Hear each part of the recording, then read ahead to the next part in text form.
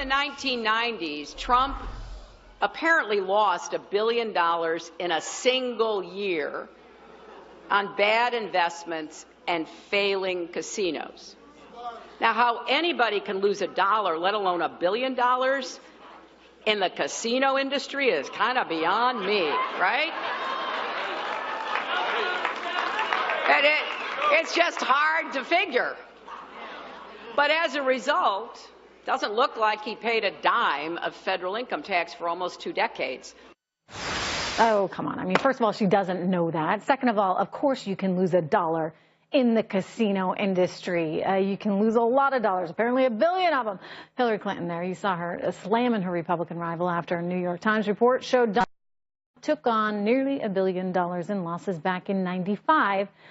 And she's saying that it may have prevented him from paying any kind of federal income tax for the next 18 years. But my next guest says, you know what, maybe everyone would be better off paying less taxes. And if it's perfectly legitimate and perfectly legal, why shouldn't you? Joining me right now on the very issue, we have Dan Mitchell from the Cato Institute. Good to see you, sir. Good to see you. All right, well, this is what Donald Trump's saying, and I know you are no Donald Trump fan, but he's basically, you heard him in the debate last Monday night saying, look, I'm smart. That's why I don't pay any taxes. I take advantage of the system that exists. And here he is on Twitter saying, I know our complex tax laws better than anyone who has ever run for president, and I'm the only one who can fix them. Again, Dan, I know you don't like him, but in terms of the system itself, everybody's angry at him. Maybe they should be mad at the system? There's a moral issue and a technical tax issue. First, the moral issue. Every single taxpayer, presumably, who's listening, every single taxpayer surrounding me by 1,000 miles, obviously takes every single legal tax deduction that they can. Nobody voluntarily overpays their taxes. Hillary Clinton and Bill Clinton have an elaborate trust set up to protect themselves from the death tax that they want to raise on everybody else. So, yes, people legally minimize their taxes. I don't blame Trump for that. Now, technical tax issue. Imagine you ran a business, and for 10 months of the year, you made $10,000 a month, and for 2 months of the year, you lost $10,000 a month. Is your income for the year $100,000 or $80,000? Well, of course, it's $80,000. All that Trump is doing, which every single business owner in the country does, is if you have losses for a period of time, in this case years, you offset them against your income other years. So there's nothing about the so-called NOLs. I mean, you're talking about $1 billion. But nonetheless, it shouldn't matter whether it's $10, $10,000, $1 billion. This is how the system works. If you have these losses, they're losses.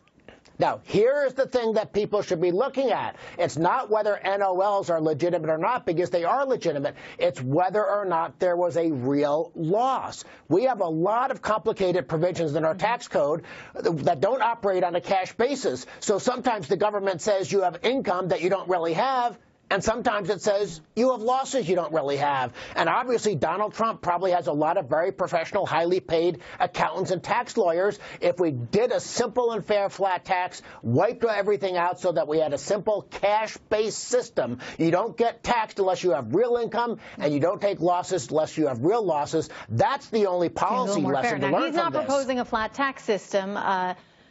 Nor she. She's got 8 tax brackets. He's got 4 if you include 0.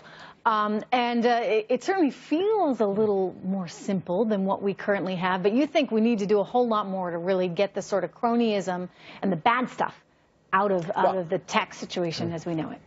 Here's all your listeners and your viewers need to understand. Okay, Hillary Clinton and her tax plan is not proposing to change this so-called NOL, net operating loss provision, that Trump allegedly took advantage of. Now again, using NOLs is perfectly legitimate. The real question is, was there a genuine loss in the first place? And the best way, I think, to solve that whole issue is get rid of it altogether.